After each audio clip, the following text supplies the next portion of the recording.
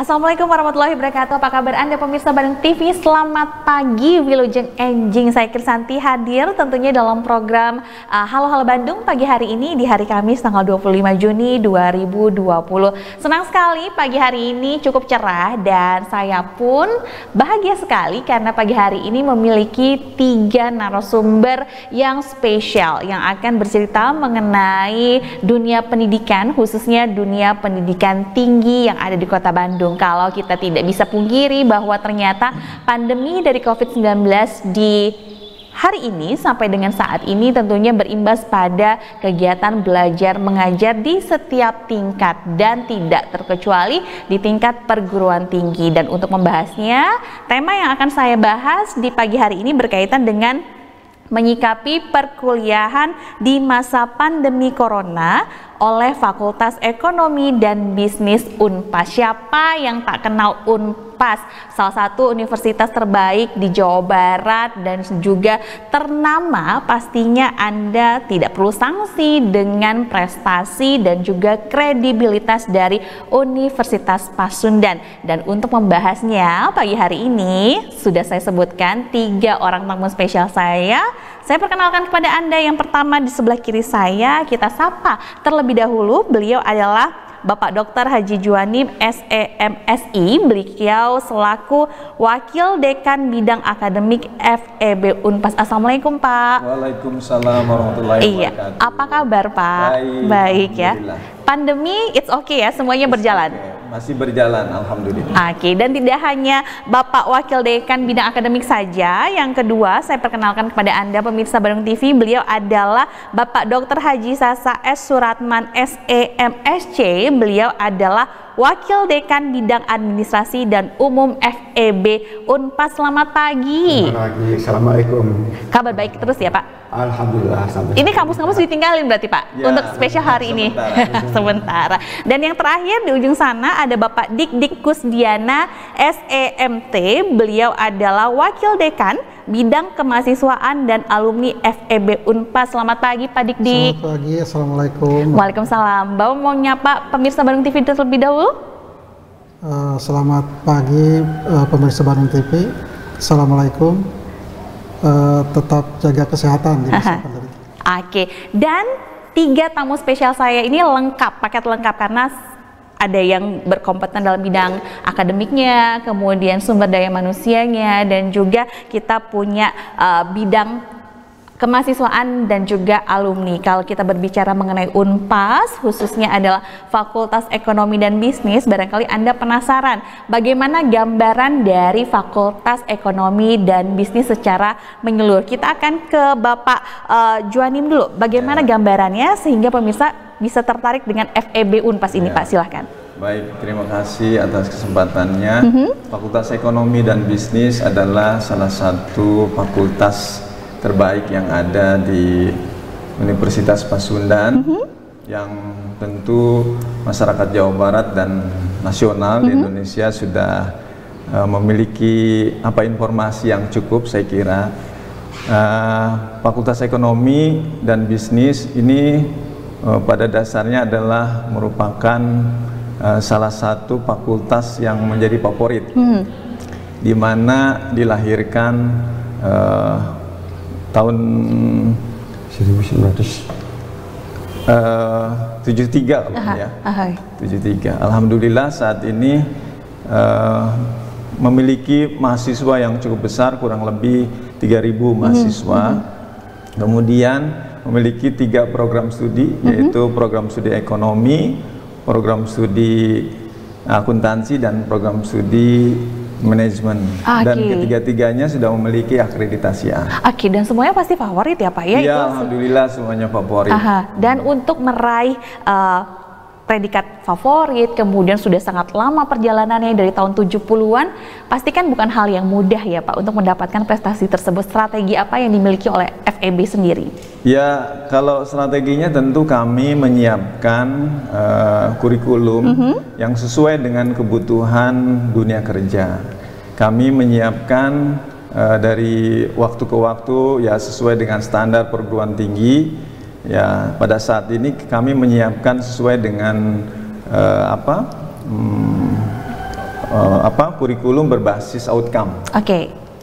Dan disesuaikan dengan KKNI karena kualifikasi nasional Indonesia ini pemerintah sudah menetapkannya bahwa lulusan sebuah perguruan tinggi harus memiliki standar kualifikasi. Oleh karena itu kami menyiapkan semua standar-standar kualitas yang sesuai dengan kebutuhan, terutama kami harapkan bahwa semua lulusan itu akan memiliki kemampuan manajerial.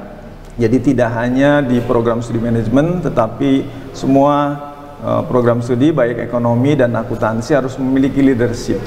Karena itu yang paling penting. Dan kepercayaan diri ketika berhadapan dengan dunia kerja dan di masyarakat, ini yang kita arahkan.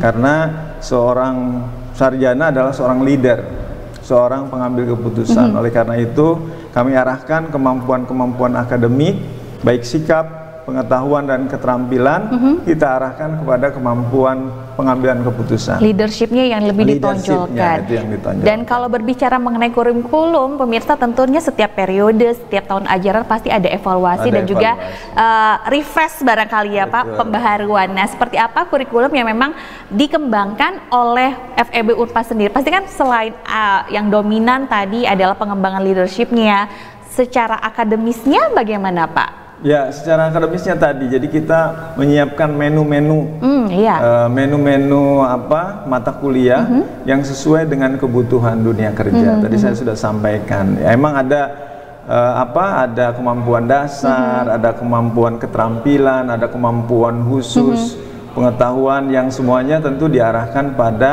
bagaimana mahasiswa nanti siap melaksanakan, baik tidak hanya siap bekerja tetapi siap menjadi leader, kan gitu, menjadi memiliki kemampuan dan punya keberanian. Karena kelemahan daripada lulusan-lulusan biasanya adalah susah biasanya di dalam beradaptasi dengan dunia kerja. Oleh karena itu kami berharap dengan kurikulum yang dikembangkan oleh kami, diharapkan bahwa mahasiswa betul-betul siap melaksanakan pekerjaan dan siap menjadi leader di setiap aspek dunia kerja. Menjadi leader di setiap aspek dunia kerja. Tentunya dengan 3.000-an lebih mahasiswa di FEB diperlukan adanya sarana dan prasarana yang mendukung tadi menu-menu yang di akademik tadi ya Pak. Pak Sasa, bagaimana untuk menunjang visi misinya dalam bidang akademik dari sudut pandang Pak Sasa, bidang yang dibawahi seperti apa? Baik, tentunya ketika akademiknya ingin diraih lewat tadi pembahasan mengenai bagaimana kurikulumnya, akhirnya outcome-nya bagaimana, maka tentunya untuk mencapai itu perlu tadi tentang harus ditunjang oleh bidang 2, di mana bidang 2 itu menangani masalah tentang sarana prasarananya, SDM-nya, kemudian juga keuangannya serta administrasi dan umumnya. Nah, ini semua harus terintegrasi sehingga bisa menunjang tujuan dari kurikulum yang telah ditetapkan di bidang 1. Misalnya saja tentang masalah sumber daya manusia. Tentunya kami dari waktu ke waktu terus meningkatkan kompetensi dari sumber daya manusia, baik itu formal maupun non formal. Secara formal misalnya jenjang pendidikan kita wajib minimalnya dari S2 tingkatkan menjadi S3. Nah, jumlah dosen yang kami miliki totalnya kurang lebih sekitar 84 dosen. 84 itu khusus di Fakultas Ekonomi dan Bisnis, ya. 84 orang ini itu sekitar 50 itu sudah gelar doktor dan sisanya adalah magister gitu. Dan tentunya di sini juga kami memiliki 4 guru besar, profesor. Dan insya Allah dalam waktu dekat ini kita akan menambah jumlah profesor sekitar 3-5 orang seperti itu. Nah, tentunya dalam rangka menunjang kurikulum ini juga kami tidak hanya SDM dosen ini untuk akademisi saja, tapi juga praktisi. Nah, oleh karena itu kami juga mengundang, meng-hire praktisi dari luar, seperti supaya match antara kebutuhan pengguna dengan yang kami itukan. Itu tentang SDM-nya, tentunya karyawannya sebagai penunjang tentunya itu juga perlu keahlian atau kompetensinya. sarana prasarananya tentunya tentang ruang perkuliahan bagaimana, kemudian juga sarana untuk menunjang proses PBM-nya juga bagaimana, ya, internet dan sebagainya, termasuk sarana dalam masa sekarang pandemi. Maka kami punya, alhamdulillah 2 tahun ke belakang kami itu sudah menyiapkan aplikasi atau program e-learning tersendiri. Sehingga nanti mungkin bagaimana caranya itu nanti bidang satu e-learning itu bagaimana membedakan dengan e-learning yang di institusi yang lainnya. Ini menarik sekali pemirsa, kalau kita beradaptasi dengan pandemi, semua orang pasti akan berpikir keras bagaimana aktivitasnya tetap berjalan, tentunya dengan pemanfaatan teknologi, dan Unpas sudah melakukannya. Sudah. Jauh sebelum ada pandemi sudah dilakukan. Dan kalau saya berbicara kepada Pak Dik-Dik nih, mahasiswa kan nggak hanya kegiatannya belajar di kampus aja dong Pak, pasti ada kegiatan yang lain. Nah, kegiatan-kegiatan mahasiswa yang disupport oleh FEB Unpas sendiri bagaimana? Kegiatan kemahasiswaan memang ditujukan untuk melengkapi kompetensi yang dimiliki oleh mahasiswa FEB Unpas dari aspek akademik. Jadi dilengkapi melalui peningkatan soft skill mahasiswa.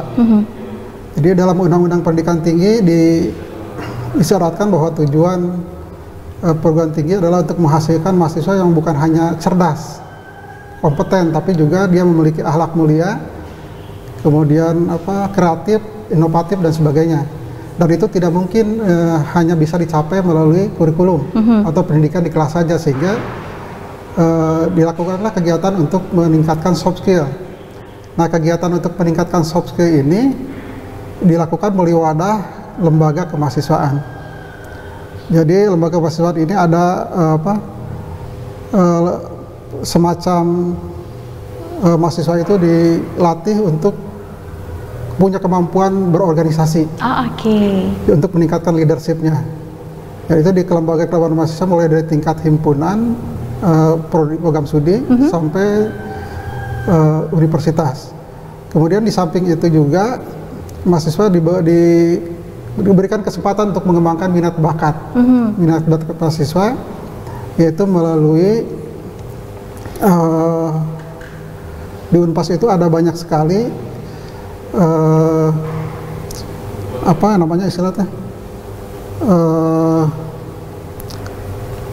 organisasi seni, ya, kemudian pes mahasiswa, kemudian kesehatan, kemudian olahraga juga.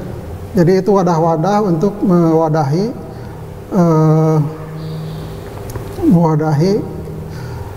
menyalurkan minat bakat mahasiswa yang pada akhirnya juga akan meningkatkan soft skill. Jadi bukan hanya akademiknya saja yang diperhatikan, tapi bakat mereka juga memang disalurkan, dan ini sudah dinaungi oleh FEB Unpas sendiri. Menarik sekali pemirsa kalau kita berbicara mengenai FEB Unpas yang sudah ada sejak tahun 70-an, bukan hal mudah untuk bisa mengembangkan dan berdiri kokoh menjadi yang terbaik sampai dengan hari ini. Ternyata ada sinergi antara banyak bidang ke akademik, kemahasiswaan dan juga umum. Nah, kami nanti akan berbincang lagi lebih detail berkaitan dengan hal-hal apa saja yang memang dilakukan oleh FEB Unpas berkaitan dengan pandemi, khususnya menyikapi kegiatan belajar mengajar, baik kegiatan dosennya dan juga kegiatan mahasiswanya. Setelah jeda, kami segera kembali di Halo Halo Bandung, Karaos Bandung. Berbicara mengenai keunggulan yang dimiliki oleh Fakultas Ekonomi Bisnis dari Universitas Pasundan merupakan salah satu poin yang harus kita angkat pemirsa, karena barangkali Anda di rumah masih bingung ingin melanjutkan kuliah di mana dan mengambil jurusan apa. Barangkali hari ini adalah momen terbaik Anda untuk memilih FEB Unpas sebagai tujuan Anda untuk berkuliah. Nah, tadi sudah disampaikan bahwa ternyata bukan hanya hard skillnya saja, tapi juga soft skillnya juga dikembangkan di FEB Unpas, dan bagaimana keunggulan-keunggulan dalam bidang akademik yang lainnya yang memang menjadi salah satu fakultas favorit di Unpas saat ini, FEB. Kita coba tanyakan kepada Bapak Dr. Juwanim berkaitan dengan hal tersebut. Pak, tentunya kita kan harus memilih yang terbaik ya Pak ya. Dan apa saja yang dimiliki oleh FEB Unpas dalam bidang akademik yang merupakan salah satu ciri khas dan juga keunggulan dari FEB itu sendiri dari yang lainnya? Baik, insya Allah Fakultas Ekonomi Universitas Pasundan adalah pilihan pasti setiap generasi. Oleh karena itu kami sudah mempersiapkan berbagai program, ya program yang rutin untuk menunjang tadi kemampuan leadership, kemampuan kompetensi. Itu kita menyiapkan juga program-program praktikum, ya praktikum yang diarahkan. Kami sudah memiliki salah satu bank mini, ya bank mini yang itu merupakan adalah hibah dari salah satu bank yang BUMN lah terkenal di Indonesia. Kemudian kita juga menyiapkan praktikum untuk riset bisnis analisis. Kemudian juga kita mengembangkan praktikum untuk decision analysis. Kemudian juga kita juga menyiapkan anak didik kita untuk mampu menganalisis investasi. Itu beberapa program-program secara praktikum yang tadi tidak hanya leadershipnya tapi kemampuan praktisnya juga kami dorong, kami berikan kemampuan-kemampuan itu supaya nanti mereka tidak hanya siap tapi bisa melakukan, ya meng-create aktivitas leadershipnya dengan cara tidak hanya memahami tetapi dia mampu melakukannya. Kemudian juga kita punya program-program unggulan, ya diantaranya kita punya kelas internasional. Jadi mahasiswa-mahasiswa yang berprestasi didorong oleh kita masuk ke dalam kelas internasional, di mana para pengajarnya tentu sudah memiliki kemampuan. Ya secara prinsip kita juga bekerja sama dengan perguruan tinggi dari luar. Ya salah satunya yang sampai saat ini kita terus mengembangkan proses pendidikan yaitu dengan Kyunghee University, ya salah satu dari Korean Foundation. Kemudian kita juga menghadirkan beberapa dosen dari luar, menghadirkan baik secara online perkuliahannya maupun secara offline. Kemudian juga kita punya program yang sedang mau diimplementasikan, yaitu fast track.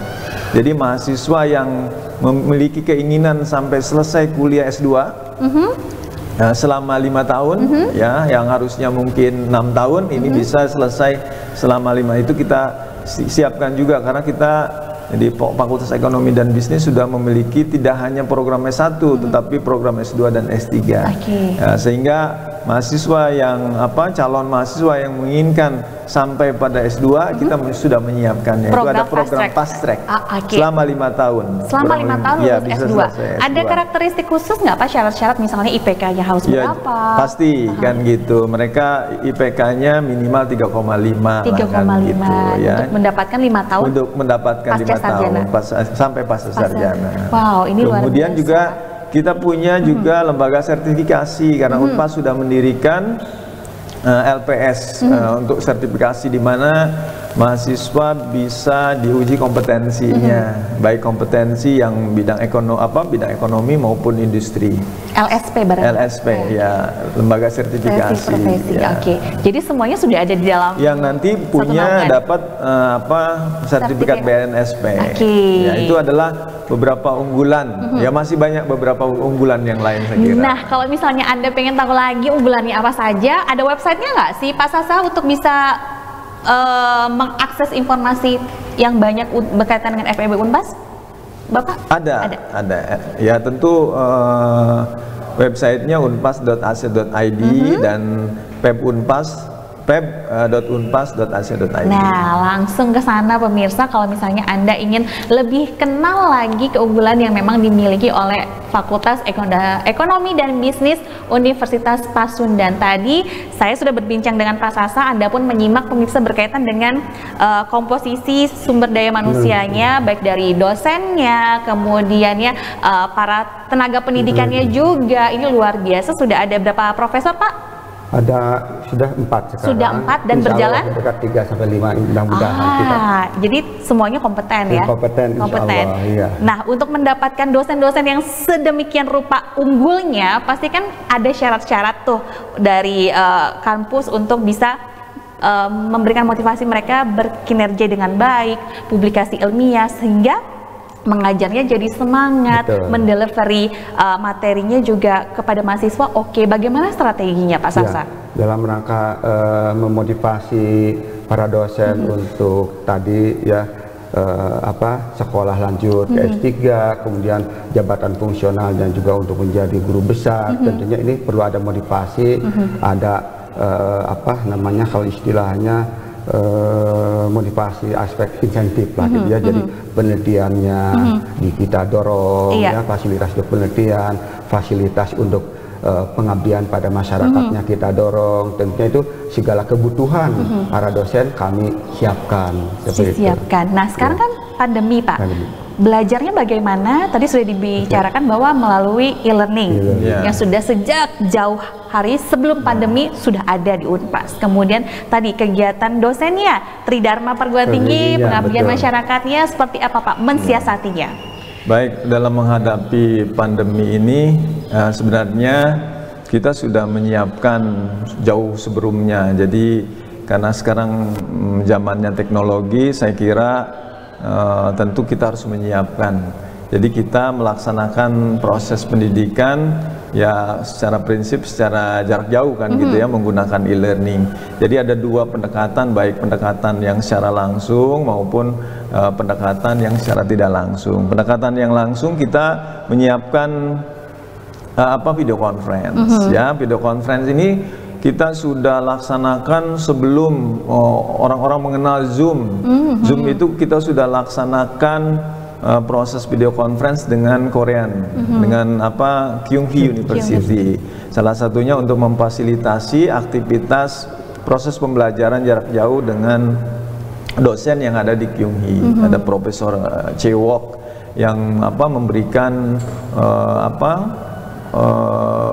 mata kuliah ya, materi di Korea, sedangkan mahasiswa kita tetap di Bandung. Nah itu sudah jauh-jauh sebelumnya, yaitu Zoom. Sebelum terkenal Zoom kita sudah mengenal Zoom kan gitu. Itu sudah lama sekali. Kemudian yang secara tidak langsung kita juga menyiapkan video-video pembelajaran, di mana para dosen ya diharapkan menyiapkan diri kan gitu, sehingga kita membuat video-video pembelajaran untuk, karena menggunakan Zoom saja biasanya juga ada jenuhnya kan gitu. Oleh karena itu perlu variasi, perlu variatif. Jadi kita menyiapkan yang dalam bentuk video-video pembelajaran, juga materi-materi ajar yang mereka para mahasiswa bisa harus secara tidak langsung bisa mendownload atau bisa mengaksesnya, sehingga proses pembelajaran masih tetap berlangsung. Kemudian juga kita menyiapkan kuis-kuis, kuis atau ujian-ujian yang secara online kan gitu. Bahkan sekarang alhamdulillah kita sukseslah melaksanakan ujian UTS dan UAS dalam masa pandemi ini, dan kita sedemikian rupa menyiapkannya karena tidak mudah tentu, karena banyak dosen, ada juga dosen-dosen yang belum beradaptasi, tapi tentu ini disiapkan oleh kita, perangkatnya sudah disiapkan dengan menggunakan e-learning Fakultas Ekonomi dan Bisnis. Dan semuanya pasti familiar dengan menu e-learning tersebut ya Pak ya? Udah pasti familiar. Jadi menu-menunya saya kira sangat mudah kan gitu. Kita menyiapkan menu di mana di dashboardnya sudah ada mata kuliah, mereka tinggal memilih mata kuliah mana. Pada prinsipnya ini sudah mengikuti standar internasional lah kan gitu, mengikuti e-learning internasional. One click ya Pak ya? One click Nah kalau tadi kegiatan belajar mengajarnya tidak ada kendala, semuanya berjalan seperti sedia kala, walaupun memang metodenya ya Pak yang berbeda karena harus dijalankan secara online. Kalau kegiatan sivitas akademikanya seperti dosen dan yang lainnya bagaimana Pak? Ya, jadi mereka sekarang dalam masa seperti ini tentunya aktivitas dosen jangan hanya terhenti. Yang biasa kan hanya PBM dan aktivitas yang lainnya, sekarang juga kami tetap mendorong mereka untuk tetap beraktivitas selain tadi menyangkut PBM-nya. Penelitiannya juga kami mereka disuruh supaya dilibatkan dalam kegiatan-kegiatan seminar dan sebagainya, ya itu supaya tetap terus aktivitas dalam rangka menunjang kompetensi mereka. Begitu. Kemudian juga tentunya kita nanti dalam waktu dekat ini juga kami insya Allah akan melakukan semacam pelatihan kepada SMU ya menyangkut masalah tadi tentang mengenalkan tentang perbankan, karena kami punya mini bank tadi ya. Bank itu, jadi mini bank betul-betul suasana bank, begitu. Bagaimana sebagai teller, sebagai front office dan sebagainya seperti itu. Dan tentunya kami juga dalam hal itu bagaimana misalnya dengan dosen yang melakukan bimbingan skripsi. Tentu kan masa seperti ini bagaimana, apalagi kalau mau sidang. Kami juga sudah menyiapkan perangkatnya, dari apakah itu menyangkut persyaratan sebagainya secara online. Jadi bukan hanya PBM yang pada umumnya, tapi skripsi sudah kami. Ya, persyaratan administrasinya, persyaratan akademik mahasiswa masuk ke sistem itu, kemudian nanti bagian-bagian akan memeriksanya. Oke, lulus, tinggal menentukan kapan sidangnya. Dan itu akan dilakukan secara online juga ya. Jadi penguji, pembimbing dan mahasiswanya juga bimbingannya juga online. Ini complicated tapi merasa simpel ya Pak dengan adanya pandemi ini. Nah, satu lagi Pak, saya mau tanya ke Pak Dik-Dik, kegiatan kemahasiswaannya bagaimana? Sekarang kampus pasti sepi dengan mahasiswa, dan kegiatan mahasiswa kan tadi sudah mengakomodir buat mereka yang suka seni dan yang lainnya. Masih tetap berjalan atau memang ada strategi lain? Nah, seiring dengan pandemik ini, kemudian belum diizinkan ya di dunia pendidikan ini untuk mempertemukan langsung atau melakukan kegiatan secara offline, sehingga kegiatan-kegiatan pun harus beradaptasi dengan kegiatan online. Kegiatan yang masih bisa dilaksanakan tentu saja kegiatan-kegiatan yang sifatnya misalkan pelatihan leadership dan sebagainya. Kemudian kegiatan-kegiatan yang menggunakan atau seminar-seminar yang dilakukan oleh mahasiswa yang masih mungkin dilakukan secara online. Dan itu dipantau oleh kampus ya? Sementara sebelumnya kegiatan-kegiatan di Unpas ini sebenarnya banyak ya, bukan hanya kegiatan interaksi antar mahasiswa, tapi kegiatan-kegiatan juga dengan mahasiswa asing. Ya, jadi tadi seperti yang telah disampaikan bahwa untuk meningkatkan keunggulan Fakultas Ekonomi dan Bisnis, kita tidak mungkin berjalan sendiri gitu. Kita perlu membuat jaring atau menggandeng pihak-pihak lain. Nah, pihak-pihak lain yang digandeng itu diantaranya tadi untuk mencapai misi Unpas menjadi komunitas internasional. Tentu saja kita harus melakukan interaksi internasional. Kemudian juga tidak hanya melibatkan dosennya saja, mahasiswa juga harus dilibatkan berinteraksi secara internasional. Nah, pihak-pihak yang digandeng itu diantaranya saya urutkan dari sebelah timur mungkin. Di sebelah timur ada Yunghee University, yaitu aplikasi kerjasamanya adalah di bidang e-learning, kuliah jarak jauh. Kemudian kita juga melakukan kerjasama dengan Chonbuk National University, masih dari Korea Selatan. Masih di Korea Selatan, sudah sekitar 7 kali kita melakukan pengabdian masyarakat bersama antar mahasiswa dan dosen. Bentuknya seperti apa? Karena kalau dilihat jarak kan sangat jauh, Pak. Ada kunjungan, jadi ada agenda kunjungan sekitar 10 kali sebelum adanya pandemik ini. Memang sudah berjalan, jadi mahasiswa Korea yang datang ke sini, kemudian ada juga mahasiswa kita yang datang ke sana. Student exchange. Kemudian mahasiswa Korea di sini ditemani oleh mahasiswa FEB Unpas untuk melakukan kegiatan pengabdian masyarakat.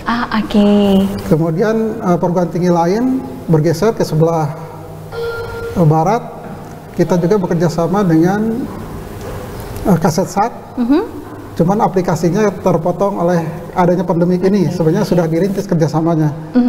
Kasetsat dari Thailand, kemudian Patani dari Thailand, Universitas Patani dari Thailand, kemudian ke sebelah barat lagi ke Malaysia, Universitas Utara Malaysia, kemudian Universitas Sabah Malaysia. Itu juga sedang dirancang untuk pertukaran mahasiswa. Tapi memang terhenti karena ada pandemi ini ya Pak, untuk student exchange. Jadi banyak kegiatan-kegiatan yang sebenarnya harus jadi agenda sekarang dilakukan karena ada pandemi, kita stop karena tidak memungkinkan. Oke. Dan sekarang ada berapa mahasiswa asing yang stay belajar di FEB Unpas? Putus pandemi, ada lagi terputus pandemi. Nah, ada 2 orang tapi masih terputus Karena pandemi. Mereka dipulangkan? Ada sebagian yang pulang, ada yang masih tinggal juga. Karena memang mobilisasi manusia pada saat pandemi ini begitu krusial ya Pak ya, dan harus berhubungan dengan banyak negara. Oke. Dan satu lagi, betul Pak Sasa, dan kalau kita lihat juga bahwa ternyata sudah banyak keunggulan yang memang diceritakan oleh FEB Unpas pada Anda pemirsa. Nah, sekarang kan tahun ajaran baru ya Pak. Baru kemarin kita melihat anak-anak di tingkat SMA sederajat melaksanakan UN tidak melaksanakan UN, kemudian sudah dinyatakan lulus. Nah, untuk membawa mereka tertarik kepada FEB Unpas khususnya, ini ada periode pendaftarannya dari kapan sampai kapan, kemudian bagaimana prosedurnya, karena kan meminimalisir face to face-nya itu loh Pak.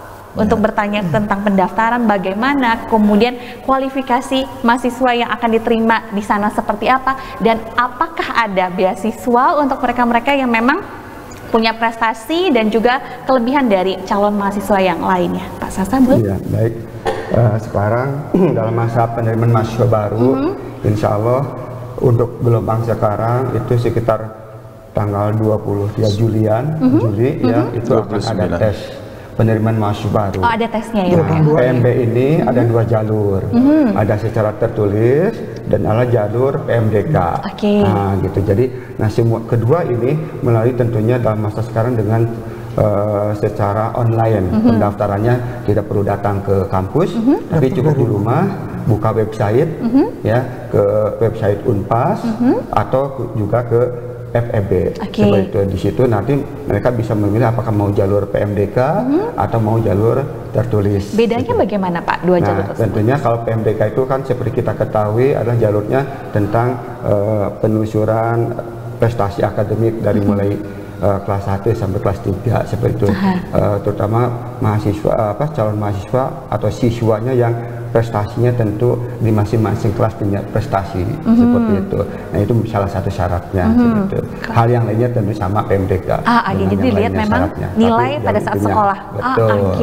Sampai dengan tanggal berapa Pak? Untuk saat ini sampai 23 Juli ya. 23 Juli. Nanti ada gelombang setelah itu juga ada. Harus segera daftar ya Pak, karena daftar, ya. Iya, karena ya tadi per gelombang pasti banyak peminatnya dan harus tadi ikut tes ya Pak ya. Mungkin saya menambahkan. Silakan Pak. Jadi kita masih Unpas menerima 3 gelombang ya. Gelombang 1 kita sudah laksanakan dan gelombang 2 insya Allah tesnya tanggal 29 Juli dan untuk gelombang 3 tanggal 23 Agustus. Jadi kita masih punya 2 gelombang. Ya, biasa kita sudah punya punya jadwal ya.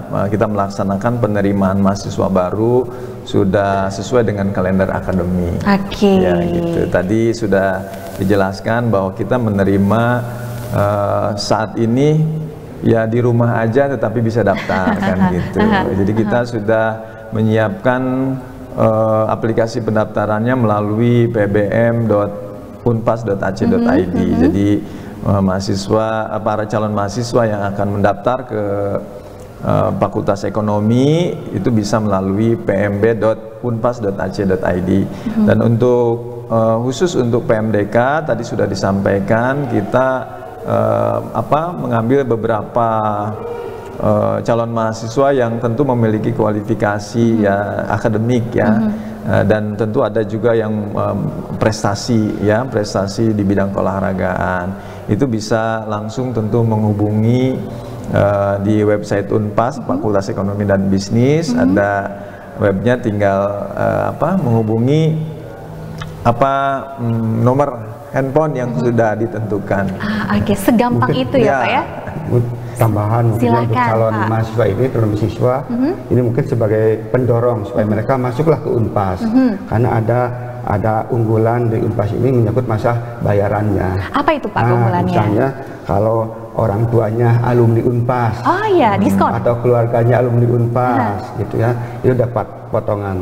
Caranya gimana? Kalau bisa kakeknya alumni Unpas, apa yang harus kita Tentunya serahkan? kan punya ijazah orang tuanya. Iya betul. Ijazah, Saya kira KTM-nya itu ada spesial diskon untuk mereka. Apalagi Pak? Apalagi? Kemudian juga bagi siswa yang hafid Al-Quran, ada yang hafal 5 juz, 10 juz, 15 sampai 30 juz. Itu 30 juz dibebaskan biaya DPP-nya, seperti segala macamnya.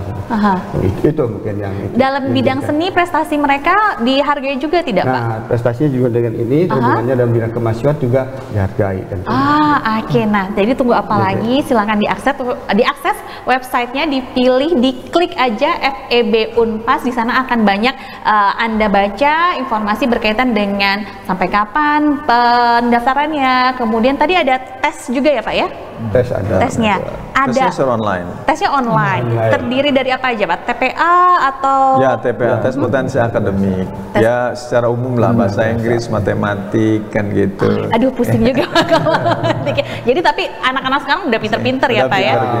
Dan tunggu apa lagi, mau ada kunjungan ke luar negeri, students exchange, FEB punya. Kemudian mau berseni, berkreasi, FEB juga punya. Mau hafiz Quran, ada diskonnya. Alumni Unpas diterima juga diskonnya. Nah, tunggu apa lagi? Silahkan Anda segera mendaftar di FEB Unpas, dan kami akan segera kembali dengan perbincangan yang lebih menarik lagi di Halo Halo Bandung, Karaos Bandung. Pemirsa, Anda masih menyimak perbincangan saya bersama narasumber spesial dari FEB, Fakultas Ekonomi dan Bisnis Unpas. Tadi kita sudah berdiskusi mengenai keunggulan-keunggulan, kemudian cara pendaftarannya seperti apa, dan spesial diskon yang ditawarkan oleh FEB Unpas. Dan kali ini saya akan mengorek tentang bagaimana profil mahasiswa yang berkuliah di FEB Unpas, dan juga bagaimana alumninya yang ternyata sudah banyak sekali di luar sana, yang pastinya mereka berprestasi dan juga berkinerja baik di perusahaan-perusahaan yang mereka naungi sekarang. Nah, kita coba kembali ke Pak Dik-Dik, bagaimana gambaran mahasiswa yang kuliah di FEB Unpas. Pastikan dari Sabang sampai Merauke ada di sana ya Pak, tapi dominasi dari daerah mana? Betul, jadi mahasiswa Unpas itu memang dari Sabang sampai Merauke. Tersebar, tapi yang paling dominan hingga saat ini adalah dari Bandung Raya. Bandung Raya, Kabupaten Bandung, Kota Bandung, kemudian Bandung Barat, dan Cimahi, Sumedang. Nah, itu yang paling dominan, itu sekitar 55%. Sisanya? Kemudian sisanya kabupaten lain di luar yang tadi, di Jawa Barat, itu juga masih dominan, yaitu sekitar 30%-an. Kemudian yang lain dominannya Banten 7%, kemudian wilayah Sumatera di luar Jawa itu sekitar 8%, kemudian wilayah lainnya Kalimantan, Sulawesi Selatan yang paling banyak itu, kemudian ada juga Papua, ada kemarin saya detek ada dari Pulau Buru malah, dari Kota Tua di bagian timur, ternyata ada banyak juga. Cuman yang menggembirakan sekarang itu sebenarnya di satu sisi banyaknya mahasiswa terkonsentrasi di sekitar Bandung dan sekitarnya, dan kemudian sekarang mulai berkembang mahasiswa dari Jakarta sudah boleh masuk ke Fakultas Ekonomi dan Bisnis ini. Jadi sekitar ada 2% walaupun belum banyak, tapi trennya terus meningkat. Mahasiswa dari Jakarta kalau saya lihat dari asal. Kemudian sebagai gambaran tadi prospek ke depan, jadi gambarannya dari alumni. Sebaran alumni kita juga tersebar di mana-mana, bahkan banyak juga yang alumni yang sekarang berkiprah di luar negeri. Kemudian kebanyakan alumni kita itu sekarang berkiprah di dunia perbankan. Dunia perbankan. Justru perbankan, jadi 40% dunia perbankan. Banker mereka semua ya Pak? Banker. Ya. Sebagian besar. Kemudian ada juga akademisi. Jadi lulusan S1 di Fakultas Ekonomi dan Bisnis Unpas itu banyak tersebar, bahkan jadi dosen-dosen di perguruan tinggi lain. Gitu. Ada dari dosen di Universitas Terbuka, dosen di Universitas Tirta Yasa, gitu. dan banyaklah perguruan tinggi yang tersebar, itu banyak lulusan kita. Kemudian presentasi terbesar lainnya juga adalah betul saja bekerja di pemerintahan, baik pemerintahan pusat maupun di pemerintahan daerah.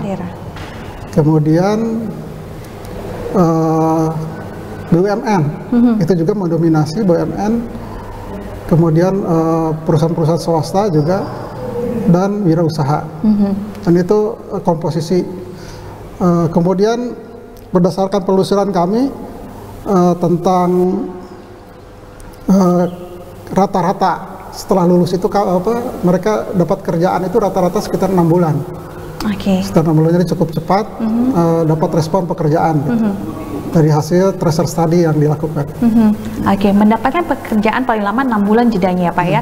Nah, untuk menjalin kerjasama dengan perusahaan atau bank-bank yang lainnya, pastikan ini dikembangkan terus oleh FEB Unpas, karena ya kita ingin alumni kita digunakan oleh dunia kerja. Sudah berapa banyak perusahaan ataupun lembaga lain yang sudah punya MOU dengan FEB Unpas berkaitan dengan tadi penyerapan tenaga kerjanya? MOU itu sebenarnya bukan hanya untuk penyaluran tenaga kerja, tapi MOU itu juga dibuat untuk mahasiswa lulusan kita mudah mengakses dunia kerja. Yaitu tadi untuk dukungan sertifikasi kompetensi. Nah, kita bekerja sama juga dengan pihak-pihak lain. Pihak-pihak lain itu diantaranya adalah dengan perpajakan, kemudian juga dengan asosiasi-asosiasi, dengan Kadin, kemudian ISE, kita IAE, kemudian IMA untuk manajemen dan sebagainya. Jadi banyak asosiasi yang kita rangkul, termasuk juga instansi pemerintah, Disnaker Jawa Barat, kemudian kita bekerja sama juga dengan Garut, dengan Kabupaten Sukabumi dan banyak kabupaten lainnya. Jadi sudah banyak ya Pak ya? Sudah banyak kabupaten. Dan buat Anda pemirsa yang ingin bertanya langsung, silahkan kami undang Anda untuk bergabung di 022-721-4214. Dan sambil menunggu penelpon, Bapak-Bapak, barangkali ini menit-menit terakhir kita dari bidang akademik terlebih dahulu Pak. Bisa diulangi kembali bahwa keunggulan FEB Unpas kepada pemirsa Bandung TV. Yang pertama, tujuan kami Lembaga Pendidikan Fakultas Ekonomi dan Bisnis adalah menjadikan terutama calon mahasiswa menjadi lulusan yang unggul, yang memiliki kemampuan leadership, yang memiliki kemampuan analisis, sehingga dia bisa menempati tempat-tempat yang strategis di perusahaan, tentu di tingkat awal kan gitu ya. Jadi diharapkan mereka mengisi peluang-peluang kerja itu. Kami tadi sudah menjelaskan bahwa menyiapkan perangkat-perangkat untuk menciptakan mereka menjadi lebih unggul. Kemudian tadi sudah saya sampaikan bahwa program-program kami insya Allah mendukung kompetensi itu, karena kami ingin mendorong mahasiswa yang masuk ke Unpas menjadi mahasiswa yang memiliki confidence, memiliki kepercayaan diri, karena tanpa kepercayaan diri mereka akan susah. Oleh karena itu kami dorong memiliki kepercayaan diri itu dan memiliki kemampuan leadership yang baik. Confidence dan leadership yang baik, sehingga apapun pekerjaannya dia akan mampu melaksanakannya. Tadi didukung oleh program-program ya, praktikum-praktikum yang memadai sehingga mereka akan terdorong kreativitasnya. Karena sekarang zamannya zaman kreatif kan gitu, apalagi dalam masa pandemi seperti ini, tanpa kreativitas tidak akan jadi apa-apa. Dan saat kita sebelum berpisah pemirsa, sebelum saya menanyakan kepada Pak Sasa dan juga Pak Dik-Dik bagaimana bisa mengajak Anda semua untuk bisa bergabung di FEB Unpas, setelah jeda kami kembali untuk Anda. Ya pemirsa, tidak terasa ini di akhir penghujung program kita, dan sebelum kami berpisah dengan Anda, ada yang ingin disampaikan oleh Pak Sasa berkaitan dengan FEB Unpas. Pak Sasa, mangga. Baik, terima kasih. Jadi ini mungkin sesuatu yang penting juga bahwa kampus, lokasi kampus kami FEB Unpas itu sangat strategis. itu dekat dengan pusat perbelanjaan, Iya, Pak. dekat dengan pemerintahan Betul, daerah, oke. kemudian sekitar Jalan Taman Sari, Wastu Kencana, Dago, Jalan Merdeka. Jadi dari berbagai akses jurusan tuh kalau menggunakan kendaraan umum sangat mudah sekali. Itu yang pertama. Jadi lokasinya yang sangat strategis. Kemudian yang kedua tentang sumber daya manusianya, ya terutama dosennya, kami memiliki jumlah yang sangat banyak dengan lulusan yang mayoritas adalah S3 atau doktor. Itu juga ada lulusan luar negeri dan lulusan dalam negeri gitu. Tentunya ditunjang oleh tenaga administratif seperti itu. Sarana prasarananya juga kami tadi e-learning, diantaranya semua akses perwalian, PBM apalagi pada masa sekarang, jadwal ujian semua lewat e-learning. Bagaimana pembayaran, kemudian pembayaran DPP-nya kami juga lewat virtual account. Tidak usah datang ke bank, langsung aja virtual account salah satu bank itu di brosur sudah dicantumkan seperti itu.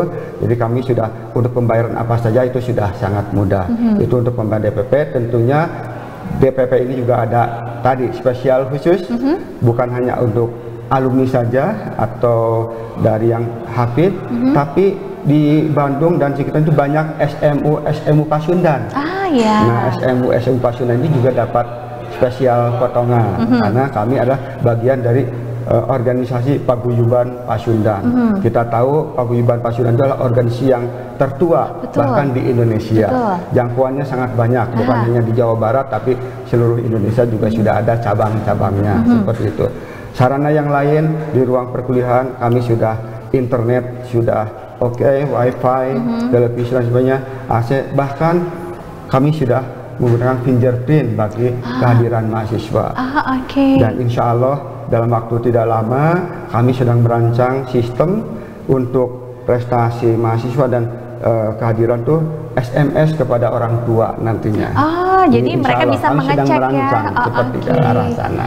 Jadi sarana prasarana perpustakaan kami lengkap juga, bahkan ketua Asosiasi Perpustakaan untuk Jawa Barat dipegang oleh Universitas Pasundan seperti itu.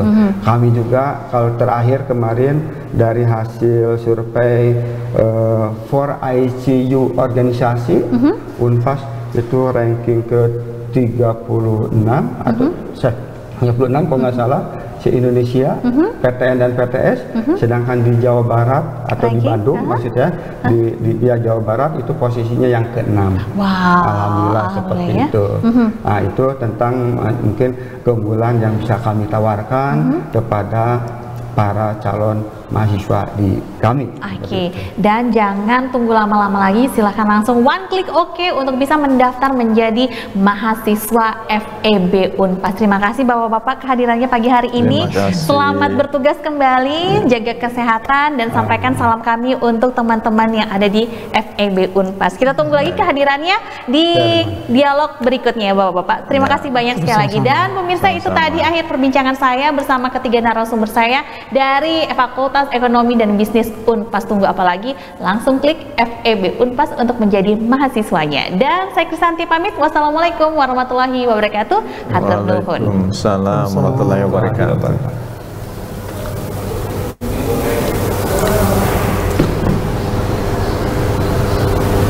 Hatur nuhun Bapak-bapak.